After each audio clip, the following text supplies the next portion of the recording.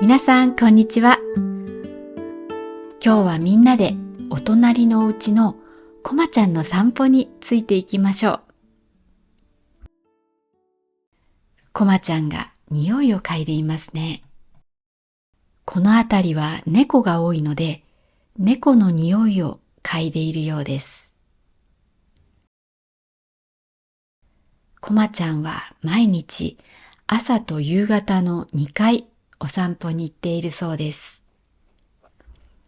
夏の暑い日は夕方6時を過ぎてからでないと暑すぎてお散歩に行けないということで、この日は6時過ぎに出発しました。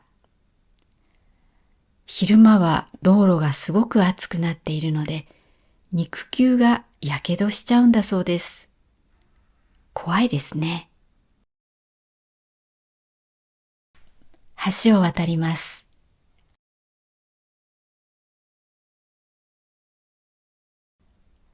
コマちゃんは柴犬です。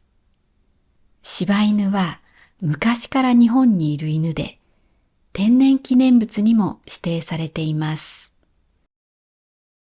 とても人気のある犬です。柴犬は柴犬とも言います。犬という漢字は訓読みだと犬、音読みだと犬です。1936年に天然記念物に指定された時の読み方が柴犬でした。でも言葉は変わります。今は多分柴犬という人の方が多いと思います。盲導犬や警察犬など何々犬という場合に犬と読むので、柴犬も柴犬ということが増えたのかもしれません。川に魚がいるのが見えますか？ここですね。この川には時々アオサギもいます。カワセミもいることがあります。カワセミは青く光るような色をしたとっても綺麗な鳥です。小さくて可愛いです。カワセミは私たちが住んでいるここ甲府市の鳥なのですが、なかなか見ることができません。私はこの前朝の散歩中に初めてカワセミを見ました。まさにさっきの場所でした。これは道祖神です。道祖神というのは石でできていて、このように道端などに突然あります。その地域を守ってくれる神様で、悪い病気や悪い霊を防いでくれるものだそうです。多分この地域の人が手入れをしていると思います。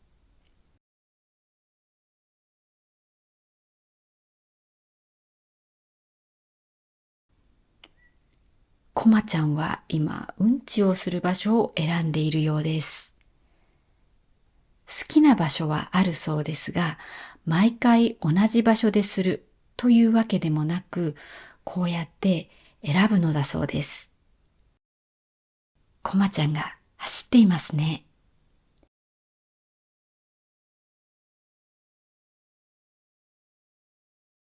悩んでいるようですね。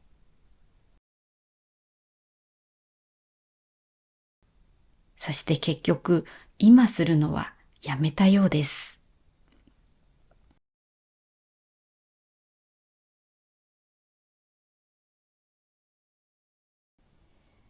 これ、危ないと書いてあります。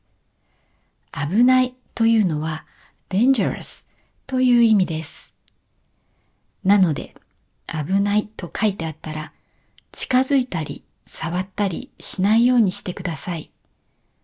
ここの場合は、触ると感電します。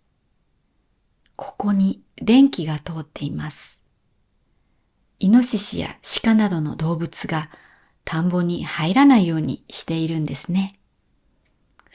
どれくらい電気が強いのかなって、つい試したい気持ちになるかもしれませんが、触らない方がいいと思います。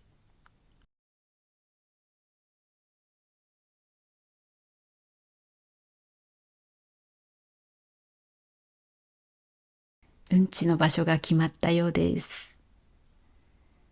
素晴らしい動きですね。新聞紙でうんちを受け止めています。こうすると草などにうんちもつかないので、さっとビニールに入れることができますね。いろいろ試行錯誤した結果、このやり方が一番いいとなったそうです。試行錯誤は trial and error が元になってできた言葉だそうです。試行は試しにやってみること。錯誤は間違いという意味です。でも、試行や錯誤という言葉だけではあまり使いません。試行錯誤というまとまりでよく使います。散歩中に犬がするうんちは家に持って帰ることになっています。家で処分します。家で捨てるということです。自治体によって回収方法が違います。甲府市では燃えるゴミとして出すことになっています。この汚物というのは汚いものと書きますが、主に糞尿、うんちとおしっこなどを指します。お水飲むの？ちょっとお水飲むか。お水はいらないようですね。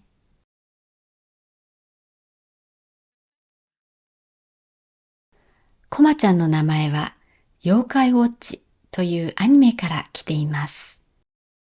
妖怪ウォッチにコマジロという柴犬のようなキャラクターが出てきます。でも、何々次郎というのは男の子の名前です。コマちゃんは女の子なので、次郎を取ってコマとしたのだそうです。ちゃんは名前を呼ぶときに名前の後につけるものです。名前が可愛いイメージになります。なので、コマちゃんと呼びます。ちなみに、次郎というのは2番目の男の子につける名前です。1人目の男の子は一郎か太郎。3番目の男の子は三郎です。なので、例えば、桃太郎。有名な日本のお話ですが、桃太郎などは最初の男の子なんだろうなとわかるわけです。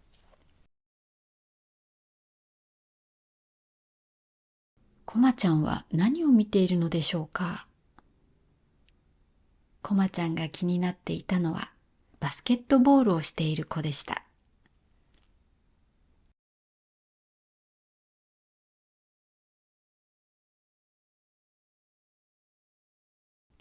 コマちゃんの尻尾はシナモンロールみたいですね。ママ、お座りできる？お座り。すごい。お大好き。座りできるのすごいね。伏せは？伏せ。コマ伏せ。伏せ。伏せは？伏せ。はい、こう待ってて。お座りと伏せができたのでご褒美をもらいます。コマちゃん、すごいですね。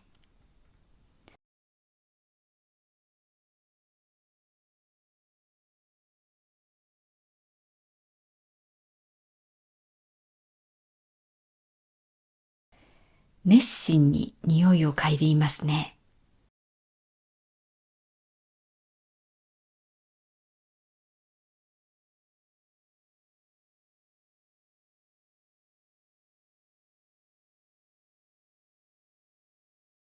コマちゃんが何か見ていますよ。コマちゃんが興味を持ったのは、あそこにいる中学生の集団でした。コマちゃんは子供が好きだそうです。出して。こまちゃん出して。出して。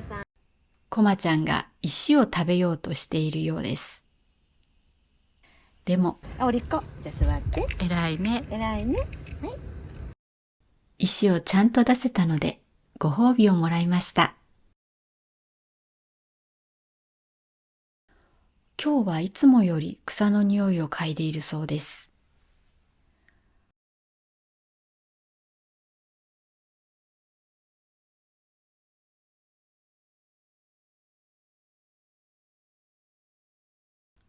おしっこをした後は水をかけます。この入れ物はマヨネーズの入れ物だそう。これも試行錯誤の結果だそうです。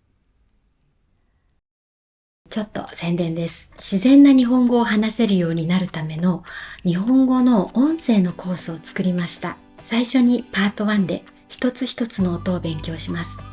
ラリルレロの音やんの音、それからじとじ、ずとずの違いなどいろいろなことがわかります。パート2では日本語のリズムを勉強します。日本語のリズムでは拍、網羅がとても大事です。それを勉強します。そしてパート3ではピッチアクセントについて勉強します。ピッチアクセントって知っていますか？音の上がり下がりのことです。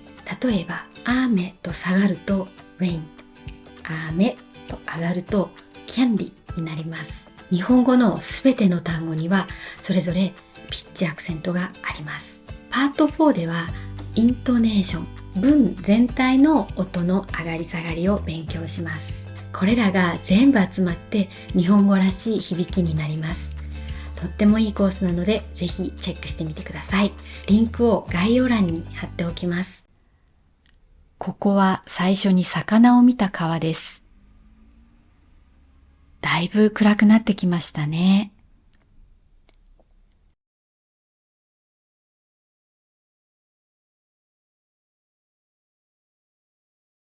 こんばんは。おぶどう。すごいですね、ぶどう。これ何の種類ですか？シャインマスカットです。シャインマスカットは高級なぶどうです。まさかそれを庭で育てることができるなんてびっくりしました。あ、こんばんは。こんばんは。こまちゃんはここのうちのワンちゃんが吠えるのを楽しみにしているそうです。散歩に出発した時は明るかったのに、最後は真っ暗になっていました。とっても楽しい散歩でした。お隣さん、こまちゃん、どうもありがとうございました。はい、では今日の動画はここまでです。この動画が良かったら高評価とチャンネル登録よろしくお願いします。ではまた次の動画でお会いしましょう。さよなら。